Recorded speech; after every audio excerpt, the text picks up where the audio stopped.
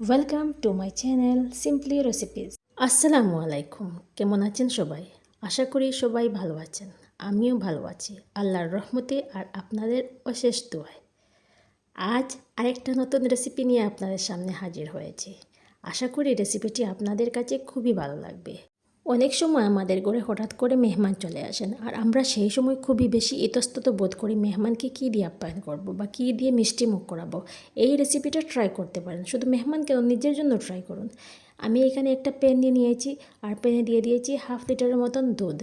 দুধ যখন গরম হয়ে আসবে একটু, তখন আমি এখানে নিয়ে নেব কাস্টার্ড পাউডার। আমি এখানে 1/2 কাপের মতন কাস্টার্ড পাউডার নিয়েছি আর কাস্টার্ড পাউডারকে আমি গরম দুধের সাহায্যে ঘুলে নেব। গরম দুধ দিলে কাস্টার্ড পাউডারটা তাড়াতাড়ি ঘুলে যায়। তো আমি এখানে কাস্টার্ড পাউডার গুলে নিয়েছি। যেহেতু কাস্টার্ড পাউডারের পরিমাণ বেশি, তাই একটু দলা বেঁধে যাবে, তাই চামচের সাহায্যে ভালো করে সেটা নেড়েচেড়ে দিতে হবে। যখন একটু থিকনেস চলে আসবে, তখন এর মধ্যে আমি 2 টেবিল চামচের মতন চিনি মিশিয়েছি। চিনি মেশানো হয়ে গেলে কন্টিনিউয়াসলি হাতাটা চালিয়ে যেতে হবে, নতুবা নিচে লেগে যেতে পারে। যখন পুরোপুরি থিকনেস চলে আসবে, তখন সেটা নামিয়ে ঠান্ডা হতে দেব। অন্যদিকে একটা কড়াই নিয়েছি, কড়াইয়ে দিয়েছি প্রাণের যে আমরা সেমাইটা, লাচ্চা সেমাইটা ব্যবহার করি, সেই সেমাই। লাচ্চা সেমাই কড়াইয়ে দেওয়ার পর কিছুক্ষণ সেটা নেড়েচেড়ে নিতে হবে।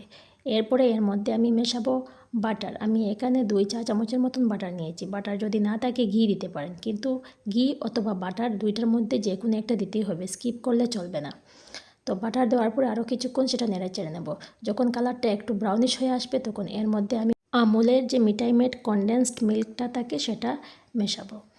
এইখানে প্রায় বড় চামচ দিয়ে 1 চামচের মতন হবে আমি মিশিয়েছি।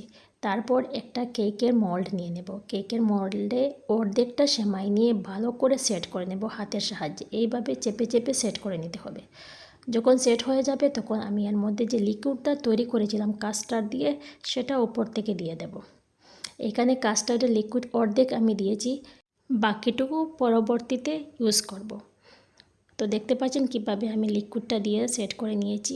এইভাবে চামচের সাহায্যে সেট করে নিতে হবে। তারপর আমি এখানে মিক্সড বাদাম নিয়েছি, এখানে আমন্ড, কাজু এবং পিস্তাচিও ছিল, এগুলি খুবই ছোটো ছোটো করে কেটে নিয়েছিলাম। এগুলি দিয়ে যে বাকি সেমাইটুকু ছিল, সেই সেমাইটুকু উপর থেকে দিয়ে এইভাবে হাতের সাহায্যে সেট করে নেব। যখন সম্পূর্ণ সেট হয়ে আসবে, একদম আলতো করে সেট করে নিতে হবে। যখন সম্পূর্ণ সেট হয়ে আসবে, তখন এইভাবে একটা প্লেট নিয়ে প্লেটের উপর থেকে উল্টে দেব। আর যে বাকি লিকুইডটা রেখেছিলাম কাস্টার্ডের, এই লিকুইডটা ওপর থেকে আমি এইভাবে সাজিয়ে নেব। একদম দেখতে কেকের মতন লাগবে, কিন্তু কেক না। এত বেশি টেস্ট হয় এই রেসিপিটা, একবার হলেও বানিয়ে খাবেন।